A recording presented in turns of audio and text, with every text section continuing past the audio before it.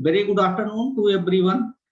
आज हम लोग शुरू करने चल रहे हैं यूनिट फर्स्ट का टॉपिक फिफ्थ, जो है ashram are the stages of life. आपके सिलेबस में आश्रम या स्टेजेस ऑफ लाइफ के नाम से ये चैप्टर है, ये टॉपिक है। हमने इस पे एक क्वेश्चन आपको बनाया हुआ है। क्वेश्चन आपका जो है सामने है, ancient Indian social thinkers had divided life into 4 major stages called ashram. हमने अपने पूरे जीवन चक्र को, पूरे जीवन को प्राचीन भारतीय सभ्यता में 4 आश्रमों में बांट रखा है। ये एक स्टेटमेंट है। In the light of the statement discuss the different stages of life. वो 4 स्टेजेस ऑफ लाइफ, विभिन्न स्टेजेस ऑफ लाइफ क्या है। इस तरह के क्वेश्चन अगर मान लीजिए आपको क्वेश्चन तब आएगा जब आपको डिस्क्रिप्टिव टाइप का कुछ देना पड़ेगा। अभी अगर मान लीजिए जो पैंडेमिक सिचुएशन चल रहा है, इसमें हो सकता है कि कुछ कहा नहीं जा सकता है एग्जाम कैसे होगा, डिस्क्रिप्टिव होगा कि मल्टीपल चॉइस पर होगा, ओएमआर सीट पर होगा। तो मैंने ये सोचा है कि मैं आपको एक ट्यूट सीट दे दूं। मैंने बना दिया है, आज मैं शेयर कर दूंगा ट्यूट सीट, लेकिन मैं गूगल फॉर्म पर ही केवल दूंगा, क्योंकि गूगल क्लासरूम पर सारी चीजें आपके पास एक जगह सुरक्षित रहेंगी। और उस एक जगह सुरक्षित रहने से आपको बेनिफिट ये होगा कि जब चाहे जो चीज आप चाहें एक जगह देख सकते हैं। चैट में व्हाट्सएप पर देने पर यह दिक्कत होती है कि इसके बाद अटेंडेंस देने में लोगों को इतनी ज्यादा अटेंडेंस हो जाती है, फिर आप दूसरी चीज ढूंढना शुरू करेंगे तो आपको शायद मिल नहीं पाएगी। जबकि गूगल क्लासरूम में आपको एक जगह जाकर के हर चीज एक जगह अवेलेबल है। तो मैं आपको दे दूंगा। उसमें क्या है, हर टॉपिक से रिलेटेड एक क्वेश्चन दिया हुआ है, और उसमें 2 तरह के क्वेश्चन है, एक लॉन्ग टाइप क्वेश्चन है और एक शॉर्ट टाइम क्वेश्चन है। लॉन्ग टाइम क्वेश्चन, आप अपने माइक को बंद कर लें, उधर से किसी ने कुछ किया है तो माइक बंद कर लें। जब कुछ कहना होगा तो आप माइक ऑन कर लीजिएगा। तो लॉन्ग टाइप आंसर क्वेश्चन जो है उसको मैंने क्वेश्चन लिखा है, फिर उसके पूरे आंसर को डिस्क्राइब किया है। लेकिन शॉर्ट टाइप जो क्वेश्चंस हैं उनके आंसर मैंने नहीं दिए हैं, वो आंसर आपको खुद लिखने होंगे। वो एक तरह का आपका असाइनमेंट होगा। तो एक यूनिट से मैंने 10 लॉन्ग टाइप के और 10 शॉर्ट टाइप के आंसर दिए हुए हैं। एक तो ये पहला हुआ। अभी जब ये यूनिट खत्म हो जाएगी तब हम आपको इस पर 50 क्वेश्चन मल्टीपल चॉइस वाले बना करके दे देंगे। तो इससे आपके पास 2 चीजें हो जाएंगी, एक तो नोट्स हो जाएगा, एक दूसरा मेरे लेक्चर की रिकॉर्डिंग हो जाएगी जो आप जब चाहे मन चाहे सुन सकते हैं। तीसरा आपके पास हो जाएगा मल्टीपल चॉइस क्वेश्चंस का एक कलेक्शन। अगर मान लीजिए UPTU exam multiple choice question पर कराता है तो मल्टीपल चॉइस क्वेश्चन पर करिए, और अगर डिस्क्रिप्टिव कराता है तो डिस्क्रिप्टिव नोट्स आपके सामने ऑलरेडी अवेलेबल है। तो चलिए हम लोग आज शुरू करते हैं आश्रम द स्टेजेस ऑफ लाइफ। जैसा कि हमने पहले ही बताया था कि आश्रम, हमने पूरे जीवन को हिंदू लाइफ में जो पूरा जीवन चक्र है उसको 100 वर्ष का माना गया है। और 100 वर्ष के जीवन चक्र को मानते हुए पूरे जीवन काल को 4 भागों में, 4 स्टेजेस में, 4 श्रेणियों में, 4 स्टेजेस में बांटा गया है। पहले 4 आश्रमों में बांटा गया है, जिसको हम कहते हैं ब्रह्मचर्य, गृहस्थ, वानप्रस्थ और संन्यास। यानी ब्रह्मचर्य आश्रम को हम फर्स्ट आश्रम कहते हैं, जिसको हम आज की डेट में अगर कहें तो स्टूडेंट स्टेज कह सकते हैं, स्टूडेंट लाइफ कह सकते हैं। 25 ईयर तक की एज को ब्रह्मचर्य आश्रम माना जाता है, स्टूडेंट लाइफ माना जाता है। सेकेंड स्टेज है गृहस्थ, यानी उसके बाद हाउस होल्डर स्टेज है, जब आप शिक्षा ग्रहण कर लिए होते हैं, आपका एजुकेशन कंप्लीट हो जाता है, आप शिक्षित हो जाते हैं, और इसके बाद आप जीवन में अब आपकी शादी होती है, आप गृहस्थ आश्रम में प्रवेश करते हैं, आपको कमाने जाना होता है, आपको जीविकोपार्जन करना है, और आप परिवार चलाना है, परिवार की जिम्मेदारी उठानी है, और समाज की उन्नति के लिए आपको अपना योगदान करना है। थर्ड स्टेज जो आपका कहलाता है वो है वानप्रस्थ, यानी हर्मिट स्टेज आश्रम, वानप्रस्थ आश्रम। वानप्रस्थ आश्रम में वास्तव में 2 तरह की स्थितियां उत्पन्न होती हैं। एक तो ये होता है कि जब आप गृहस्थ आश्रम से वानप्रस्थ में प्रवेश करते हैं तो आपको एक तरफ गृहस्थ आश्रम के कुछ दायित्व को अभी निभाना होता है, और दूसरी साथ साथ अब आपको दूसरी तरफ यानी समाज के प्रति ज्यादा योगदान करना होता है, जैसे लोगों को दान देना, यज्ञ करवाना, पूजा पाठ करना, अपना और अधिकतम समय पूजा पाठ में निवेशित करना। यानी अब धीरे धीरे आप एक तरह से आप अब संन्यास की तरफ कदम बढ़ा रहे होते हैं, लेकिन 50 से 75 साल की एज तक आप धीरे धीरे अपने गृहस्थ दायित्वों को छोड़ रहे होते हैं और धीरे धीरे भगवान की तरफ, भगवान के प्रति ज्यादा डिवोटेड होते हैं और भगवान की तरफ अपना लाइफ ज्यादा डिवोटेड करते हैं। इसको हर्मिट स्टेज कहा जाता है, सन्यासी जीवन कहा जाता है। फोर्थ स्टेज है संन्यास, जिसको वांडरिंग एसेस्टिक स्टेज कहा जाता है, यानी जब सब कुछ आप घर परिवार और सारे धन संपदा छोड़ करके आप वन में चले जाते हैं, यानी सब चीज से आप विरक्ति ले लेते हैं और इसके बाद आप जा करके अपने जीवन वहां पर पूजा अर्चना में और करते हुए और वहीं पर समय व्यतीत करते हैं। ये 75 से 100 साल की एज का लाइफ होता है। तो एक एक करके जो 4 आश्रम बांटे गए हैं उसी वही आश्रम का यहाँ पर वर्णन किया गया है। इसकी जो शुरुआत हुई थी वो भारतीय सभ्यता में कब से शुरू हुई थी, संस्कृत जिसको कहा जाता है आश्रम काल को किसमें कब बांटा गया था, तो आश्रम उपनिषदों में इसका विशेष रूप से व्याख्या मिलता है। और एक होता है वैखंस धर्म सूत्र, और धर्म इसके बाद आता है धर्म सूत्र। जो वैखांसा धर्म सूत्र है उसको मैंने आपको डिटेल में आपके दिया हुआ है, जिसमें कहा गया है कि मनुस्मृत में वानप्रस्थ के लिए फल आदि का सेवन का निर्देश मिलता है, यानी वो लोग अब धीरे धीरे अपने फल का सेवन करते हैं अपने जीवन को व्यतीत करने के लिए, यानी वो अन्न का ग्रहण नहीं करते हैं। कृष्ण यजुर्वेद में और वे शाखा है, और गृह सूत्र, धर्म सूत्र, सौत सूत्र और मंत्र संहिता, ये ग्रंथ हैं, ये 4 ग्रंथ हैं, गृह सूत्र, धर्म सूत्र, स्रोत सूत्र और मंत्र संहिता। इनकी आचार्य परंपरा है और विखनस मुनि से इसकी आरंभ होती है। तो बहुत ज्यादा डिटेल में इसको मैंने आपको व्हाट्सएप पे शेयर कर दिया है।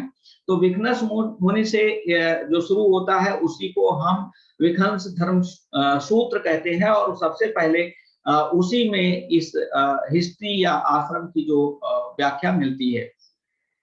तो सबसे पहले जो है वो है ब्रह्मचर्य आश्रम, द कैलिवेट स्टूडेंट, यानी ब्रह्मचर्य जो शिक्षित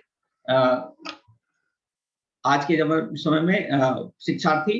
ब्रह्मचर्य का पीरियड जो होता है वो 25 साल का होता है, स्टूडेंट लाइफ है।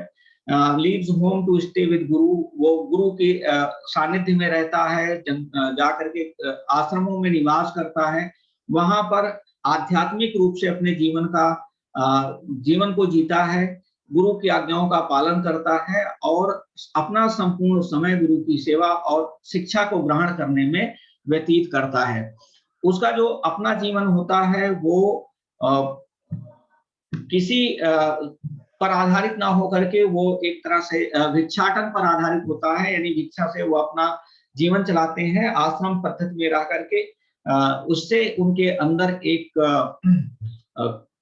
विनम्रता का सूत्रपात होता है, भले ही वो राजसी फैमिली से हो या किसी बड़े परिवार से हो, बड़े धनाढ्य कुलीन परिवार से हो, लेकिन उन्हें सब भिक्षाटन करना ही पड़ता था स्टूडेंट लाइफ में, जिसको आप कह सकते हैं कि वो भिक्षाटन नहीं था, बल्कि एक तरह से वो कह सकते हैं कि स्टूडेंट लाइफ को जीने के लिए एक विनम्रता का पाठ पढ़ाया जाता था। इसके बाद गृहस्थ आश्रम की जैसे मैंने व्याख्या की कि 25 साल के बाद आपकी जो जिम्मेदारी होती है, your duty comes as a household, और हाउस होल्ड में अब now you have grown up, अब आप बड़े हो चुके होते हैं, आपको अपने परिवार की जिम्मेदारियां उठानी होती हैं। तो उसका पहला है कि आप अपने आप को अब एक दायित्व के निर्वहन के लिए पहले जीविकोपार्जन के साधन को ढूंढें। जीविकोपार्जन के साधन को ढूंढते हुए अब आपको धर्म, अर्थ और काम, मोक्ष, ये 4 आपको बताए गए हैं। अभी ये भी आपको पढ़ना है। धर्म यानी आपने धर्म पूर्वक जीवन निर्वाह करना है। अर्थ यानी अर्थ को कमाना है क्योंकि परिवार उसी से चलेगा। काम यानी आपको सेक्सुअल लाइफ और वेडिंग लाइफ और आपको अपने इस जीवन को जीना है क्योंकि अब आपको परिवार को भी आगे बढ़ाना है। परिवार तब तक नहीं आगे बढ़ेगा जब तक कि आप शादी नहीं करेंगे, विवाह नहीं करेंगे। तो धर्म, अर्थ, काम और अंतिम में आता है मोक्ष, जो संन्यास आश्रम में है। तो मोक्ष की प्राप्ति के लिए आपको फिर से भगवान की शरण में जाना है। तो अब आपको विद्यार्थी जीवन से किसमें प्रवेश करना है? वानप्रस्थ आश्रम में। तो 25 साल तक की जो आपकी उम्र है वो है कि आप एक स्टूडेंट लाइफ जीते हैं जिसमें आपको कहा गया है कि 25 साल तक की लाइफ को आपको जीना है एज स्टूडेंट, और 25 साल के ऊपर आपको वानप्रस्थ जीना है। तो वानप्रस्थ में आपको वैवाहिक जीवन से अब शुरुआत करनी है। इसके बाद आपका आता है वानप्रस्थ, गृहस्थ के बाद वानप्रस्थ। 50 साल के बाद की लाइफ को आप वानप्रस्थ में जीवन जिएंगे। और वानप्रस्थ में अब आपको अपने जिम्मेदारियों से धीरे धीरे अपने बच्चों पर और उन पर डालनी होगी धीरे धीरे। अब आप अपने आप को मुक्त करते हैं। धर्म अर्थ के बाद धर्म अर्थ काम के बाद अब मोक्ष की तरफ आप अग्रसर होते हैं क्योंकि आपने गृहस्थ आश्रम में आपने 50 साल तक की सेवा दे दी है। तो 50 साल तक आपने जो समाज के लिए किया है, अब वो समाज को देने का वक्त आ गया है। तो जो आपने 50 साल की उम्र तक कमाया है उसमें से अब आप अधिक से अधिक सामाजिक कल्याण के काम करिए और मोक्ष की तरफ अग्रसर होइए। संन्यास आश्रम चौथा स्टेज है। चौथे स्टेज को संन्यास यानी सब कुछ छोड़ करके आप जब जंगलों में प्रवेश करते हैं। तो मैंने ये आपको 4 भागों में डिवाइड किया है। ये देखिए, आश्रम सिस्टम, ब्रह्मचर्य स्टूडेंट लाइफ, एज है टिल 25। डिस्क्रिप्शन में आपको पूरा लिखा हुआ है कि यहाँ पर उपनयन संस्कार होता है। रिचुअल्स क्या क्या किए जाते हैं? उपनयन संस्कार होता है ब्रह्मचर्य आश्रम में, और दूसरा संस्कार होता है समावर्तन संस्कार।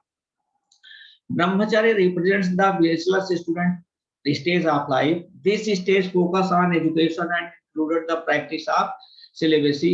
The student went to Gurukul, house of Guru, गुरु के आश्रम में जाते हैं, ब्रह्मचर्य का जीवन जीते हैं, ब्रह्मचर्य धर्म का पालन करते हैं। ज्ञान, acquiring knowledge of science, philosophy, scriptures, logic, practice, self-discipline, working and दक्षिणा, यानी क्या क्या ज्ञान का ग्रहण करते हैं? विज्ञान, धर्म, शास्त्र, नीति आदि के ज्ञान का अर्जन करते हैं, और दक्षिणा से, जो मैंने कहा था भिक्षाटन से, अपने जीविकोपार्जन करते हैं। दूसरा है गृहस्थ, 25 से 48 साल का उम्र, 50 आप उसको राउंड फिगर में कह सकते हैं। इसमें कौन से संस्कार होते हैं? हिंदू वेडिंग, मतलब वैवाहिक संस्कार होते हैं। यहाँ पर आपने देखिए उपनयन और समावर्तन संस्कार किया, यहाँ पर आप वैवाहिक संस्कार किया। This stage referred to the individual's married life with the duties of maintaining a household, raising a family, educating one's children and leading a family in turn into धार्मिक social life।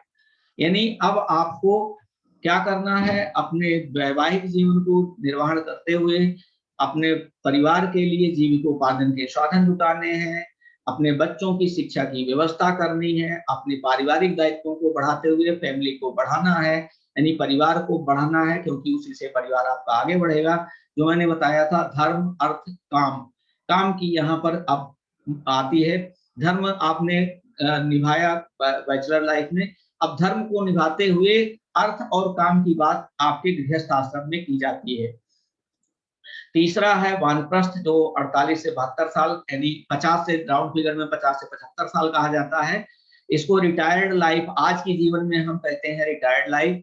इस रिटायर्ड लाइफ में क्या करते हैं आप? Person handed over household responsibility to next generation, यानी आप अपने सारे दायित्वों को अपने आने वाली पीढ़ी पर, जो आपके बच्चे हैं, जो अब इस समय गृहस्थ आश्रम में प्रवेश कर रहे हैं, उन पर डाल देते हैं और इसके बाद अब आप अपने सलाहकार की भूमिका में आ जाते हैं। आजकल देखा होगा आपने सरकार में भी सलाहकारी भूमिका है, जैसे लाल कृष्ण आडवाणी को लोगों ने सलाहकारी भूमिका में रख दिया है, क्योंकि अब वो इस समय उनकी एज क्या हो गई थी, संन्यास आश्रम की हो गई थी।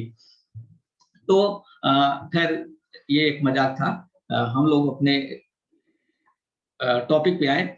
तो वानप्रस्थ इस आश्रम में जब आप प्रवेश करते हैं तो आपकी भूमिका घर में सलाह देने की बात हो जाती है, सलाह देने वाले की, यानी आप अपने बच्चों को सही मार्ग पर चलने के लिए प्रेरित करें। अर्थ एंड काम, wealth, security, pleasure and desire. अब आपके जो अब इस पे मोक्ष पर ज्यादा ध्यान दिया जाता है। मोक्ष अब आपका उद्देश्य होता है, ना कि अर्थ और काम। तो संन्यास जो है, अब संन्यास 75 से ऊपर, यानी इसमें लिखा हो रहा है 72 से ऊपर, या जब आप प्रयोग इसमें प्रवेश करना चाहें। देखिए एक चीज आपको बता दें, अब मोक्ष की प्राप्ति के लिए लोग भगवान की शरण में जाते हैं और भगवान की शरण में जाकर के लोग जंगलों में तपस्या करना शुरू कर देते हैं। तो ये 4 स्टेजेस ऑफ लाइफ था, जिसमें धर्म, अर्थ, काम और मोक्ष की बात की गई है। 4 स्टेजेस ऑफ लाइफ में ब्रह्मचर्य, गृहस्थ, वानप्रस्थ और संन्यास आश्रम की बात की गई है। ऐसा कुछ नहीं है कि जो इसमें आप ना जानते हो या इसमें से आपको कुछ नया मिल रहा हो। इसके बाद है मैरिज। मैरिज में कितने तरह के विवाह होते हैं, ब्रह्म, दैवी, अर्ष, प्रजापत्य, असुर, गंधर्व, राक्षस और पैशाच, ये विवाह होते हैं। इतने तरह के विवाह होते हैं, 8 प्रकार के विवाह होते हैं। और इन 8 प्रकार के विवाहों की चर्चा की गई है अगले इस टॉपिक में, जो आपका अगला टॉपिक है, इसी के अंतर्गत आता है, आपके सिलेबस में दिया हुआ है। ब्रह्म विवाह है कि जब जो आज हम लोग करते हैं कि कन्या का पिता जाता है और कन्या के योग्य वर ढूंढता है और उसको धन आभूषणों से को दे करके उसके पति घर विदा करता है, और वैदिक रीति रिवाजों के साथ जो विवाह होता है उसको हम ब्रह्म विवाह कहते हैं। दैव विवाह होता है कि जब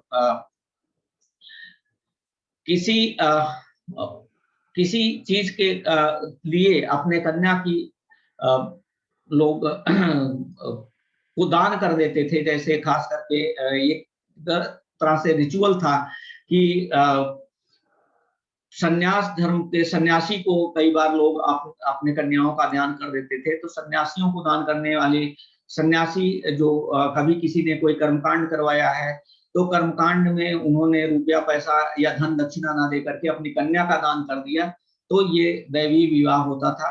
और अर्ष विवाह था कि जब अब कोई भी पिता अपने पुत्री के दान के बदले में गौओं के रूप में, देखिए उस समय पशुधन होता था, बहुत ज्यादा लोग पशुओं को धन के रूप में स्वीकार कर लेते थे, या और कोई भी चीज स्वीकार कर लेते थे। तो गाय, बैल, इस समय उस समय धन हुआ करता था, इसको एक बड़ा बड़ा धन माना जाता था।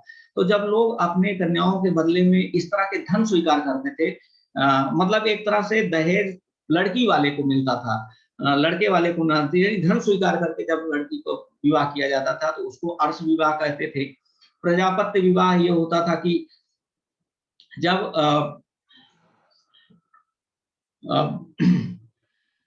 अपने कन्या का विवाह पिता किसी को सम्मानित करने के लिए, यानी जो वर है उसको सम्मानित करने के लिए और उनके धार्मिक सरोकारों को निभाने के लिए, उनको परफॉर्म करने के लिए जब उनकी शादी की जाती थी किसी उससे किसी वर से, तो उसको प्रजापत्य विवाह कहते थे। यानी इसमें पिता और कन्या के पिता का और वर के पिता का बड़ा भारी रोल होता था। यानी दोनों को धार्मिक कर्मकांडों के अनुसार रीति रिवाजों का पालन करना पड़ता था और धार्मिक कर्मकांडों के अनुसार जीवन यापन करना पड़ता था। असुर विवाह होता था कि जब कोई भी धन ले करके और किसी बड़े आदमी को अपनी कन्या को सौंप देना, ये असुर विवाह माना जाता था। गंधर्व विवाह था जिसको आजकल आप प्रेम विवाह भी कहते हैं। तो प्रेम विवाह को उस समय गंधर्व विवाह कहा जाता था कि जब वर और कन्या एक दूसरे को अपनी आपसी सहमति से, जैसे आपने पुराणों में बहुत सारे उदाहरण पढ़े होंगे, पढ़ा है, बहुत सारे मुनि कुमारों का या बहुत सारे कन्याओं का, बहुत सारे राजाओं से प्रेम विवाह हुआ है। तो ऐसे बहुत सारे उदाहरण मिलते हैं जिसको प्रेम विवाह कहते हैं। आजकल आप उसको गंधर्व विवाह कहा जाता था। राक्षस विवाह था कि जब किसी को फोर्सिबली, यानी जबरदस्ती, जिसको अगर किसी को अपहरण कर लिया जाए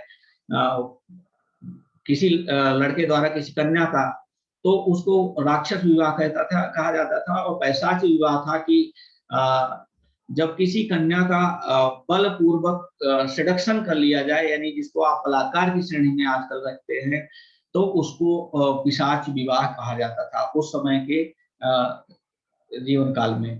तो ये आज का चैप्टर रहा। अगर इसमें भी आपको कुछ पूछना है तो आप पूछ सकते हैं। हमारे ख्याल से जितना इस टॉपिक में है मैंने आपको डिटेल्ड में काफी कुछ समझा दिया है।